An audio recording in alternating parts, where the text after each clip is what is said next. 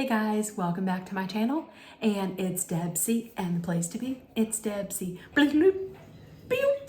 That's me, boop, Debsy. Hey guys, it is Wednesday, and I hope everybody is having a great week. It's an okay week, but last night was Tuesday night, so I watched the second night of all the messy goodness and messiness that is Bachelor in Paradise. So I'm gonna break down, give you some of my thoughts on the night.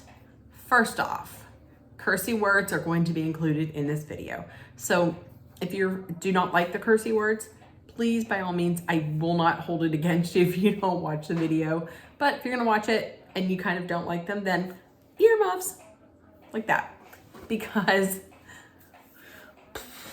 the first subject of the night got me heated because I did not like this guy on Gabby and Rachel's season last year.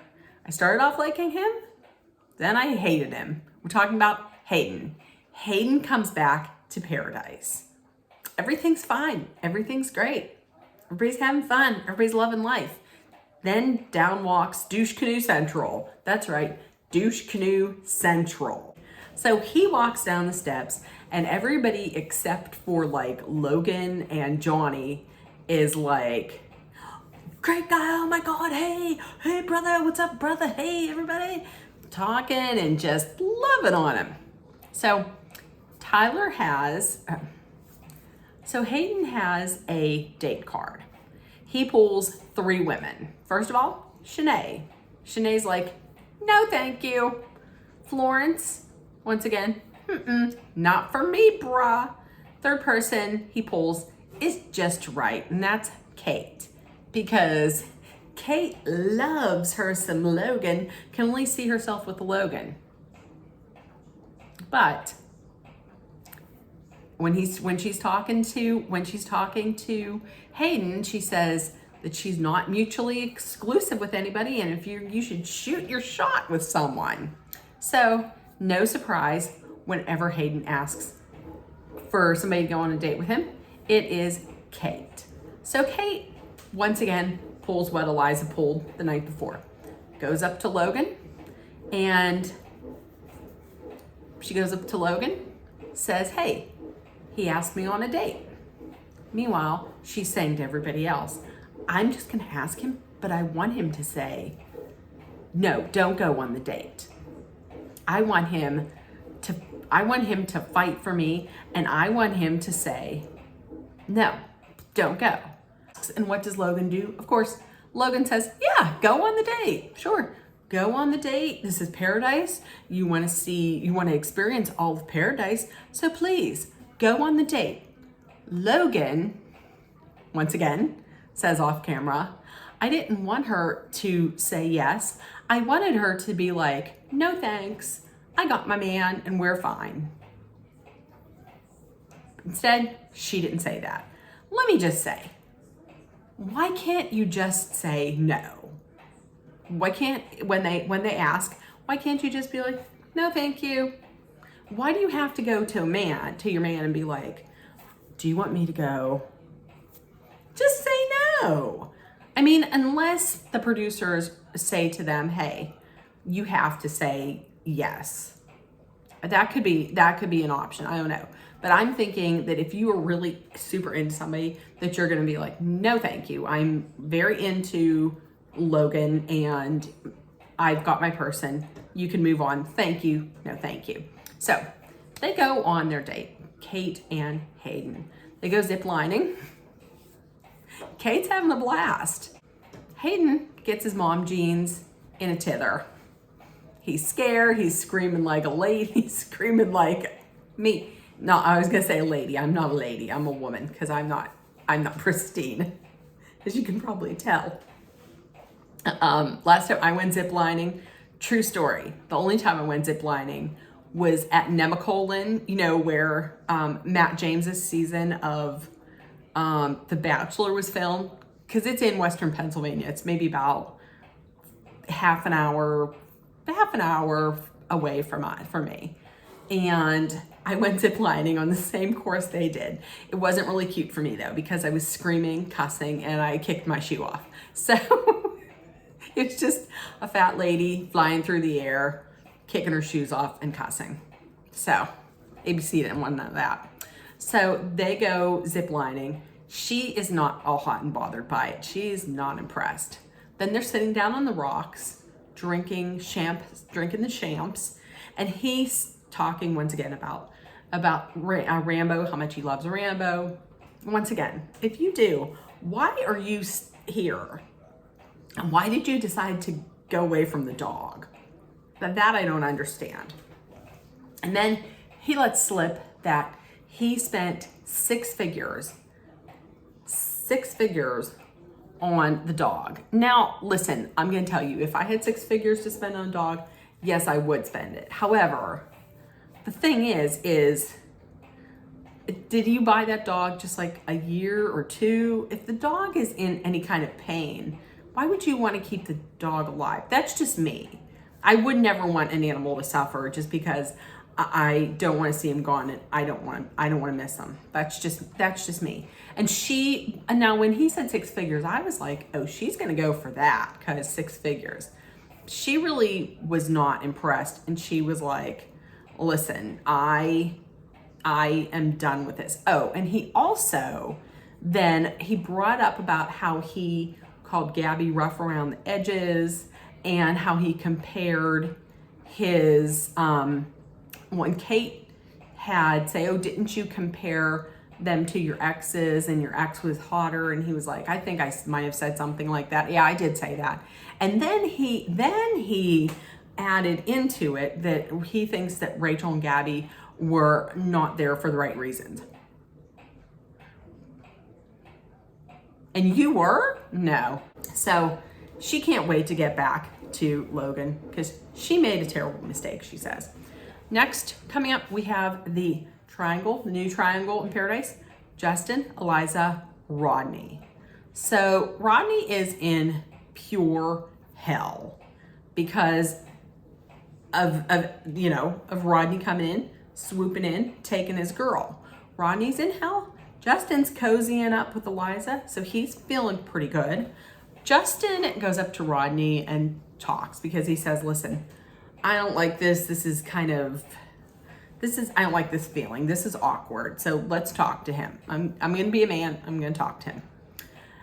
And Justin asks, how are you feeling, Rodney? And Rodney comes out and says, listen, Eliza is all that I want. I don't want anything else here. And pretty much Justin says the same thing. Justin says, that's same with me. So the battle for Eliza is on. Rodney pulls Eliza aside. They talk. Rodney tells her, hey, listen, you're all that I want. Doesn't matter who comes down the steps. You're all that I want. And Rodney feels like he thought that Eliza already had her mind made up when she came to him to ask about if it was okay to go on the date.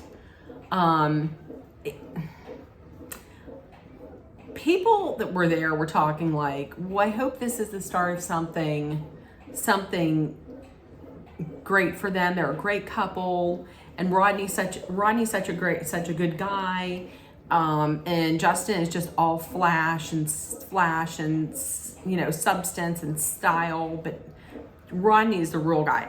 Honestly, I feel like when they were hugging, I felt like he kind of, I know he was saying he wasn't defeated and he's gonna fight for her, but I feel like his face was really sad, like he was defeated almost, like he was defeated. And Eliza, I think Eliza is gonna pick Justin. I think the fact that he didn't tell her don't go really made her think like, wait a minute, if he's not gonna fight for me, does he really have strong feelings for me?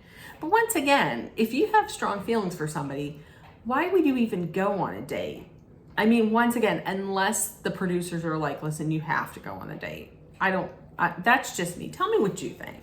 So then we had another arrival in Paradise. And it was the twins, Justin and Joey from Gabby and Rachel's season. They were cut the first night along with the magician. So we really didn't find too much out about them. They're pretty young. I can't tell which one is which. I know one wears gold, one wears silver. I don't even remember which one. I don't care, to be honest with you. I thought it was kind of an odd choice.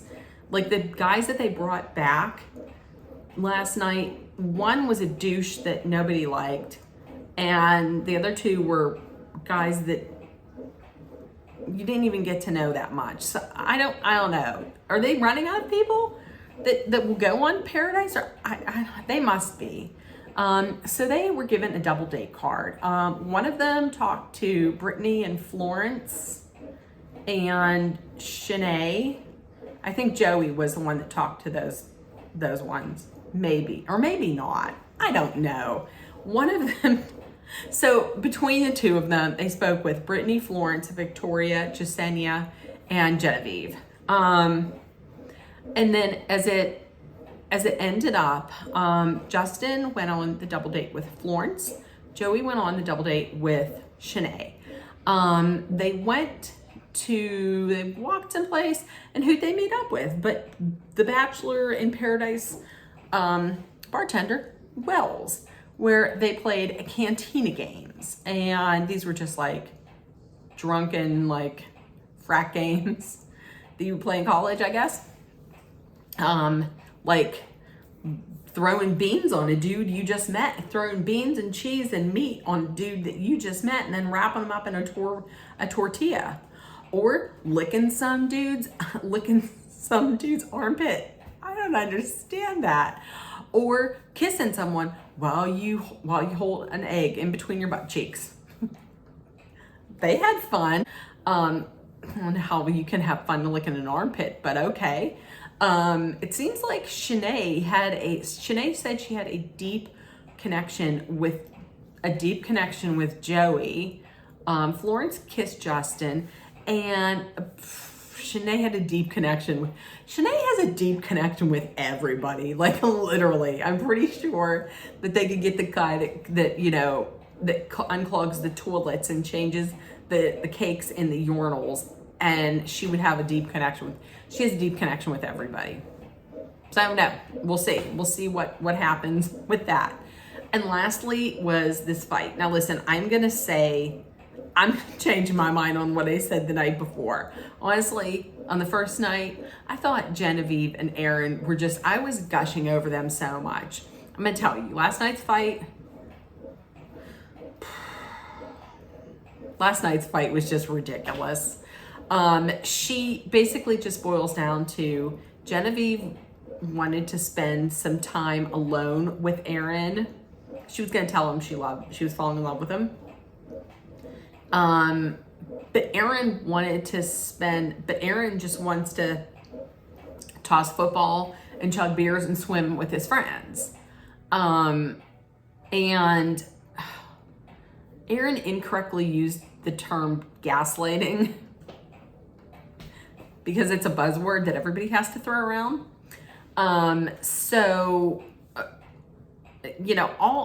All Genevieve was asking was, can we have some time together alone?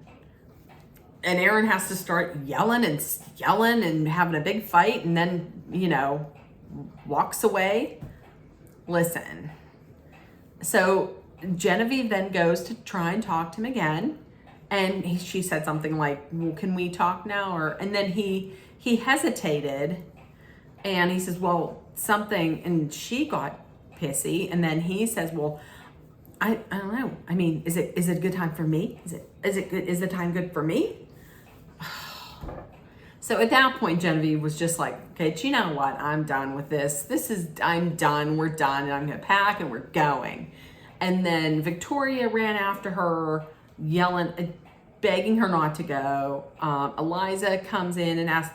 So the two of them meet up, Genevieve and Aaron, they meet up, and they start, she's yelling, and she's like, all I want to do is say how I feel and this and that, and you won't let me. and you're incorrectly using gaslighting. And so she says, I was going to tell you that I love you. And then all of a sudden he was like, oh, I love you too. Oh, and so then everything is fine. Apparently, we don't see everything that happens between those two. Apparently, there's like a lot of fighting. They're kind of toxic. I back away from the statement that I said, look, those two are great. They don't show everything apparently. So, and right now they're on Twitter fighting. So there we go. And now it looks like the next episode is going to be pretty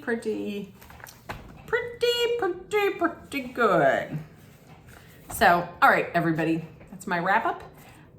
If I've not told you yet today, I love you guys. You're loved, seen, and heard. Please make sure that you put love, kindness, compassion, acceptance, hope, and positivity out there in the world. And I love you guys.